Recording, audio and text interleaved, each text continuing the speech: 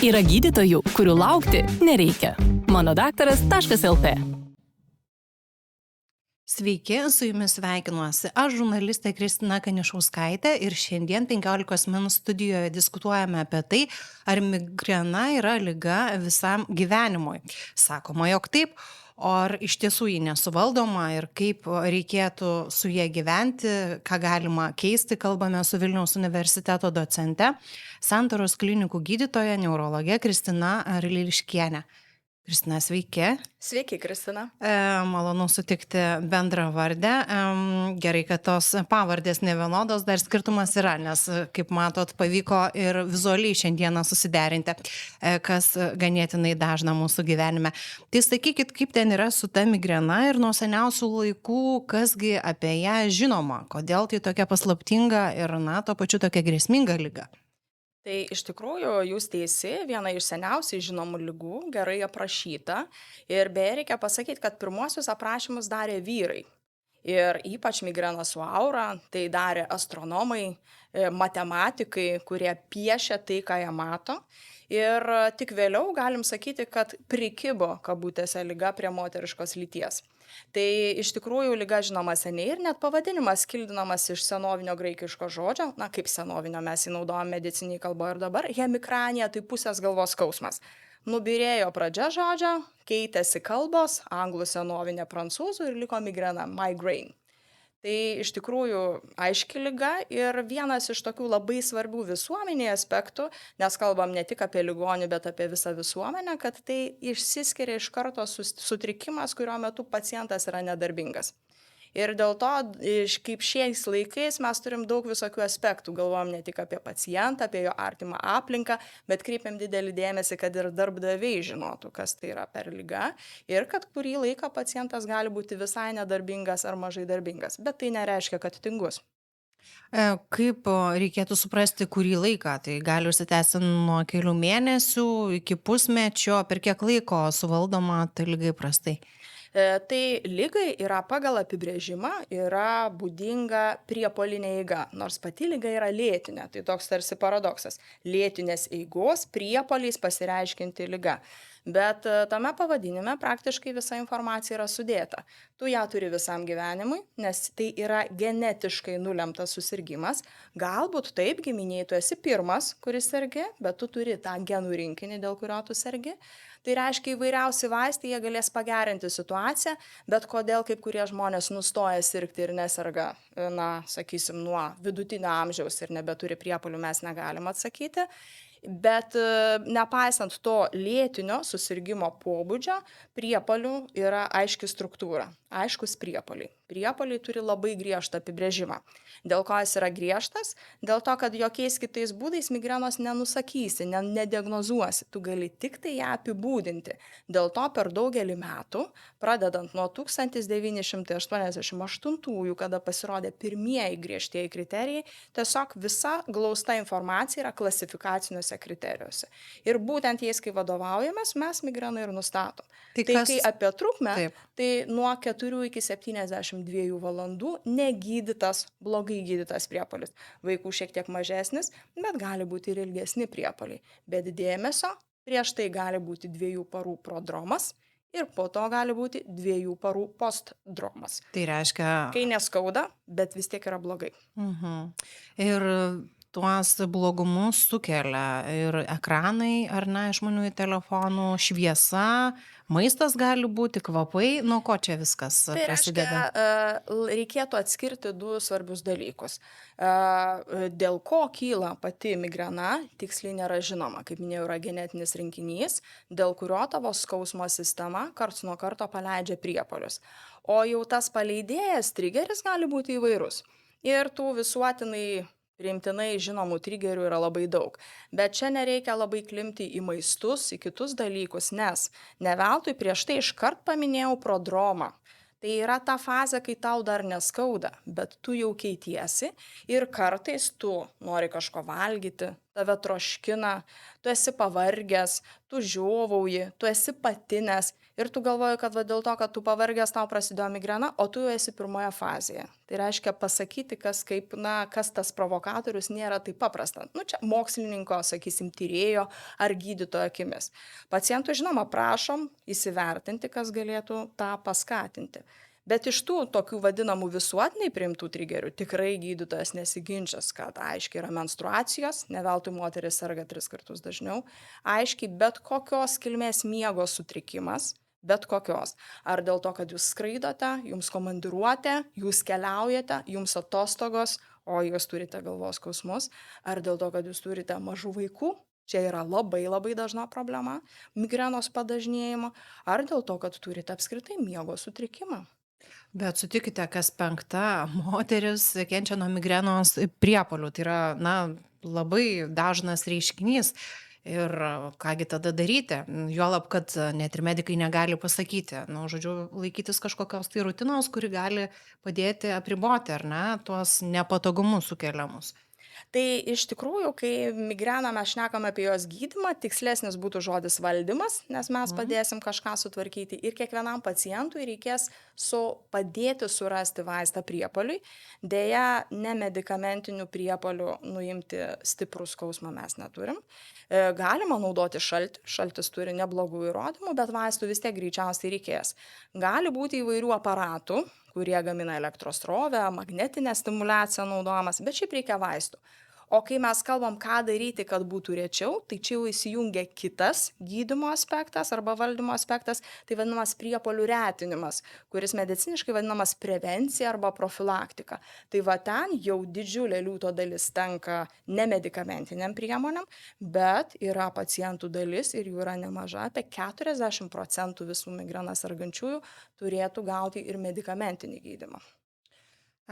Galvoju, jūs užsiminėt, kad iš tikrųjų tai yra paveldima liga, ar ne? O jeigu aš, paskutinio kurso studentė, ar ne, ar abiturientė ir naktimis paskaitau, ar ne, ir dieną prie tų knygų, arba jeigu, šiuo metu karjerą daranti moteris, labai daug dirbu, tai galima ir užsidirbti ko gero, net jeigu ir neturi to paveldimumo faktorio, ar ne? Ne. Negalima? Žodžiu, susirgimas vis tiek jisai yra turintis aišku neurobiologinį pagrindą. Jeigu tu neturi migrenos, tai jeigu tu persidirbsi, jausi nuovargį, dieną tai nebus migrena. Bet tai nebus migrena. Reiškia, tu turi tą genetinį polinkį ir tada klausimas, kaip dažnai tu jį realizuosi. Tai jeigu tu miegosi taip, kaip priklauso, arba priešingai, jeigu tu mokysies, arba švesi, arba darysi karjerą, daug sėdėsi, daug dirbsi, daug bendrausi, būsi išsekęs, pavargęs, nepavalgęs, neišgėręs tiek, kiek reikia, kiek gydytojai rekomenduoja, tai tada tų priepuolių turėsi daugiau. Tai reiškia, tu jos negali, taip sakant, užsidirbti. Gera naujiena visiems tiem, kurie, kažko tai siekia savo gyvenimo kely ir sako, kad vis užpuola tas galvos skausmas, ir pradeda įtarinėti, o gal čia, ar ne? Nes, kaip žinia, mėgsta žmonės nusistatinėti patys, kas jiems yra, pasiskaito ir sako, matyti jau migrena. Bet čia, žinokit, aš tai kaip tik sakyčiau labai sveikintina, kad yra skaitoma, kad yra domimasi ir kadangi vis tiek didžiausias sergamumo pikas yra jaunų žmonių, žmonės yra elektroniškai labai raštingi ir tikrai nereta pacientė ar pacientas ateis su pateiktais simptomais. Ir čia kaip tik yra sveikintinas dalykas. Gal kaip tik gydytojų yra net ir uždavinys nurodyti galbūt, kuriuos šaltinius reikia skaityti. Tai yra puiku, tai didelė pagalba. Aš labai teigiamai žiūriu į tos dalykus. O kaip sakykite, dėl sėkmės istorijų mes norim turėti tų sėkmingų pavyzdžių, kurie suteiktų vilties, kad jeigu man dabar 30 keleri, gal kai bus 50 keleri, iš tikrųjų aš jau būsiu laisva nuo tų skausmų. Sakot, gal čia biologiniai, cheminiai procesai organizmo sąlygoje ir gali viskas dar gerėti. Tai situacija yra grubiai taip. Vieni dėsniai galioja vyriškai lyčiai, kiti galioja moteriškai. Dėl to, kad toj galvos smegenų skausminėje sistemoje yra daugybė estrogenų receptorių. Tai reiškia ne šiaip kažkoks tai keistas dalykas, bet tiesiog tu turi didesnę estrogenų koncentraciją, mažesnę ir ta skausminė sistema į tai reaguoja. Tai reiškia, vyriškai lyčiai, kadangi sergamumas berniukų ir mergaičių yra identiškas iki lytinės brandos pradžios, bet stebima, kad apie 30% vyriškos lyties jaunuolių suaugę migrenos nebeturi. Tai yra geroji žinia. Dabar jeigu mes imsim mergaitės ir merginas, kurios pradėjo turėti, tas neturėjimas vidutiniam suaugusiam amžiui, bus gal sieks kokį 10-15%. Tai reiškia, dažniausiai moteriška lytis jau kai turi, tai ir turi visam gyvenimui. Tačiau hormoninis fonas keičiasi, nėštumas 80% pacienčių ryškus pagerėjimas, maitinimas labai išlieka ilgas pagerėjimas, menopauzė, stabilus žemas hormonų lygis yra pagerėjimas. Bet kaip ir dažnai sakau savo pacientėm, tai negi mes dabar projektuosime savo gerąjį gyvenimą, kada bus menopauzė, reikia, jeigu reikalinga, ieškoti pagalbos dabar, kol nėra tos menopauzės ir bandyti turėti gerą kokybišką gyvenimą. Užsiminėt, kad nuo seniausių laikų ši liga žinoma pažįstama dar vienuolė Hildegarda, sakėte, ar ne? Taip. Aprašinėjo tik ir labai gražiai apibūdino. Gal galėtumėt pacituoti, kaip jinai apie tą ligą atsiliepia, ką jinai ten sakė? Tai iš tikrųjų mistikė ir daugelio lygų aiškintoja. Taip. Panašu, kad pati galbūt turėjo migreną su aura, aišku, čia mes galim tik tai tokią hipotezę teikti, bet jos paaiškinimas labai parodė, koks stiprus yra skausmas. Jis sakė, kodėlgi migrenos metu pacientui, tam žmogui, asmeniui skauda tik pusę galvos. Todėl, kad jeigu skaudėtų abi pusės, jis neištvertų. Tai rodo iš tikrųjų seną ligos žinomumą ir akcentą, kad tai yra labai stipru ir kad žmogui tikrai reikia pagalbos. Kiek žinau, jinai koncentravosi ir savo gyvenimą pašventė, kaip ir tom vaistingiam augalam, ir rašė labai daug apie tai, ir netaip seniai knyga išleista, tai matyti ir tuo metu bandyta suvaldyti, pažaboti, ar ne, bet kiek medicina nuėjo toli, ar iš tikrųjų šiandien mes galim daugiau negu Hildegardos laikais, ar ne? Tai iš tikrųjų, jeigu mes imsim vieną iš mūsų korifėjų, kuris yra prisidėjęs labai prie šiuolaikinio modernaus migrenos gydymo, tai jo labai yra frazė, kurią irgi labai mėgstu, dažnai pacituoju ją, kad aš esu labai laimingas pats kaip gydytojas, kad galiu migreną gydyti šiandien. Ir ko man labiausiai gaila, dėl ko man skaudu, tai man gaila savo pacientų, kuriuos aš gydžiau prieš 20 metų, nes aš tokių galimybių neturėjau. Tai čia yra tos naujosios terapijos kūrėjas, kurią mes dabar turim. Skirtumai yra grandioziniai, yra didžiuliai. Ir tas vadinamas specifinių vaistų paieška, specifinis reiškia skirtas migrenai. Taip. Prasidėjo 20 amžiaus pradžia, berods ergotai gal 1918 metai. Tai bet tas tikrasis proveržis prasideda nuo 2018 metų. Tai reiškia 100 metų buvo, taip sunkokai. Tai mes dabar visai kitame etape. Tiek priepuoliui, tiek retinimui su medikamentais. Taip, tai ką galėtumėte apibūdinti kaip didžiausią pasiekimą ir iš ko labiausiai ir laimi tie sergantis, ar ne, šiandien? Tai pasiekimą, tai kad iš tikrųjų tai yra veiksminga, rodo vienas netiesioginis dalykas.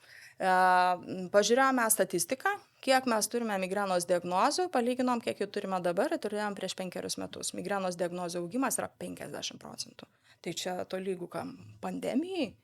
Tai jų labai padaugėjo. Tai rodo, kad pacientai, kurie seniau išvis neturėjo vilties, nes daug kas buvo neveiksminga, žinodami, koks yra gydymas, kreipėsi į gydymo įstaigas, tada atsiranda diagnozė ir tokia statistika.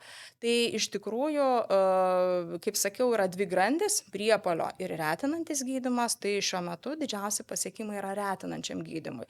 Tai reiškia, kalbame apie tuos pacientus, kurie turi labai daug priepuolių. Kartą per savaitę ir dažniau. Ir tą labai ilgą laiką turi.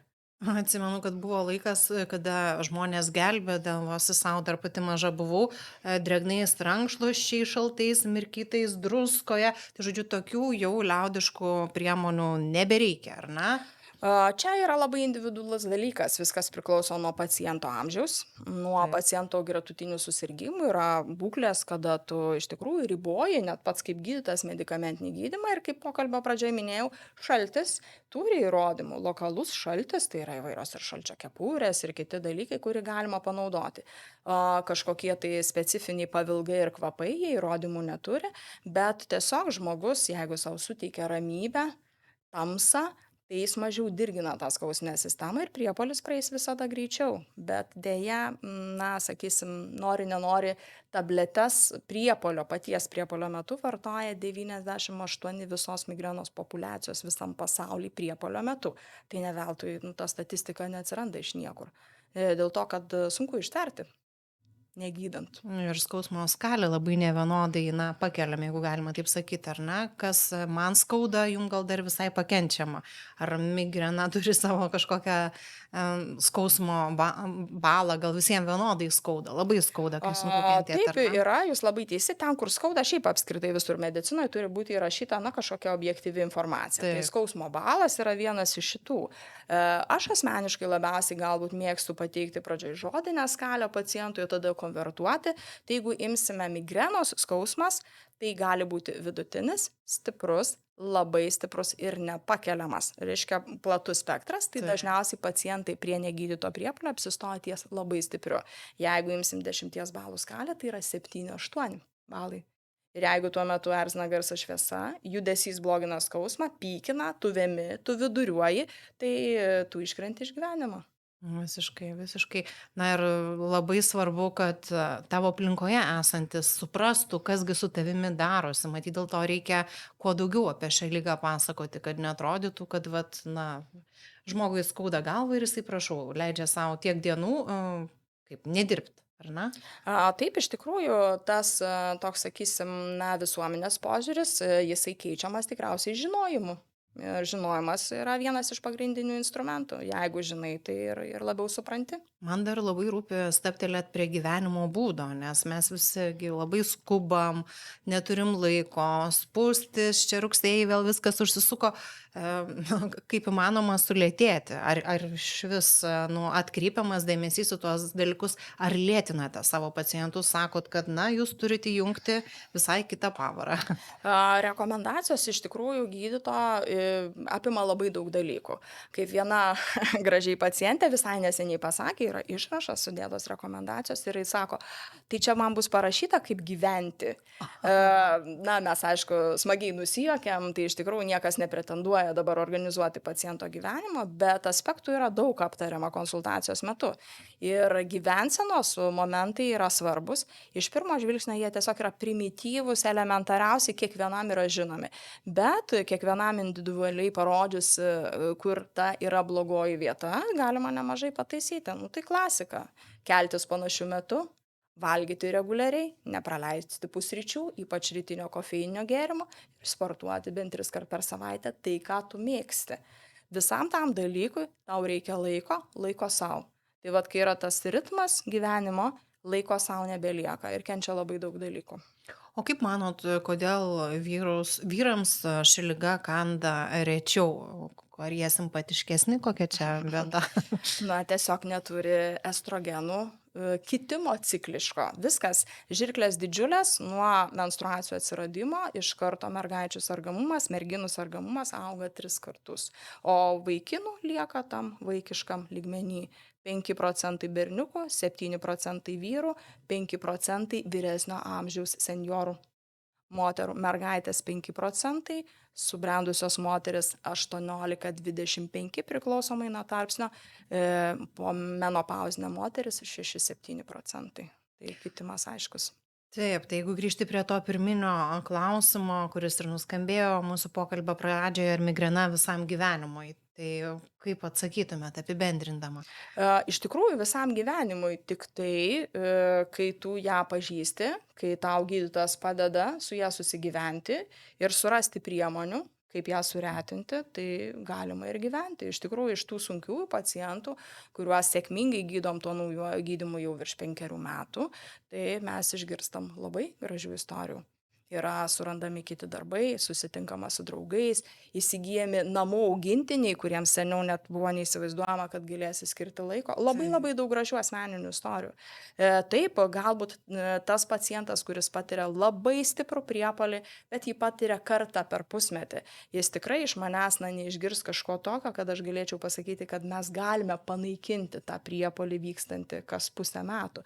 Tai tiesiog tada stengiamės, kad to priepuolio metu, to retojo, pacientas turėtų tinkamų priemonių nusimti greitai priepuolį. Ką pasakytumėt žmogaus, kuris, serga karts nuo karto migrena, ar artimiesiems, ko jie nežino apie šitą ligą ir kas jiem praverstų gyvenant su tuo šeimos nariu toliau išmokti pakantumo, kaip pavyzdys, net nežinau, improvizuokite jūs. Sunku pasakyti, nes iš tikrųjų, kadangi dažniau serga moteris, tai visai pasitaiko, bet esu girdėjusi tokių labai gražių atsiliepimų apie antrasias pusės. Žiūrėk, tau tikrai jau skauda, einam, aš tau suleisiu vaistų. Greičiau negu pati sergančioji supranta, kad reikia kuo greitesnės pagalbos. Taip kenčia visa šeima. Tai tokio gal sakyčiau labai iš savo daktariškos pozicijos. Tai jeigu matot, kad blogai, tai paskatinkit nueiti pas gydytoją. Toks paprastas pasiūlymas. Nes jeigu kreipiasi jūsų artimoji ar artimasis ir pas gydytoją, tokiai išsamesniai diskusijai buvo nuvykęs prieš 5 metus, tai dabar tikrai verta tai pakartoti. Nes yra pasikeitusios galimybės. Žodžiu, visai negėlės šiuo atveju pirkti reikia, ar ne? Jos nepadės, dar kaip tik kvapas gali sužadinti Tai jau tikrai stipresnį migrenos priepuolį, bet šaunus tie vyrai panašu žino, ką reikia daryti. Kaip girdėjome iš pozityvių pavyzdžių, o žiūrint į tą sergamumo skalę, kas buvo prieš 10 metų, kas yra šiandien, ko galime tikėtis dar po 5 ir 10 metų, žinant, kaip gyvenam, bet kita vertus, žinant, kad ir pagalbos turim, ar ne, kokios prognozės į ateitį būtų. Tai aišku, kad didžioji dalis ligų apskritai pasižymi pastaruoju metu didesniu sergamumu, bet diagnostikos galimybės yra geresnės, žinomumas geresnis, tai reiškia, tu negali pasakyti, kad ligos daugėja. Nors čia gal nesutiktų su manim pediatrai, vaikų neurologai, dėl to, kad panašu, kad ten daugėja statistika rodo. Tai iš tikrųjų ta gyvensena, tuos mažuosius, man atrodo, visi mes matom, kad vaikai šiais laikais gyvena, ne taip, kaip gyveno prieš 20, prieš 30 metų. Ir jie tada turi visko daugiau. Visų susirgymų.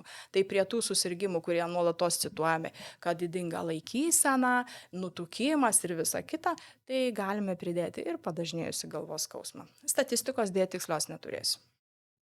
Taip, bet kai jūs šalia, kažkaip drąsiau atrodo, viskas su ta migrena bus gerai, suvaldysim. Ir jo labiau tie tokie aiškus, paprasti patarimai įveikiami kiekvienam, nieko čia tokio nėra. Tiesiog apsilankyti pas gydytoją ar ne, ir daryti viską, kas tau palanku. Nepriešingai. Kartais gal norisi kitų dalykų, bet duoti savo laiko gyventi kokybiškiau iš esmės, ar ne?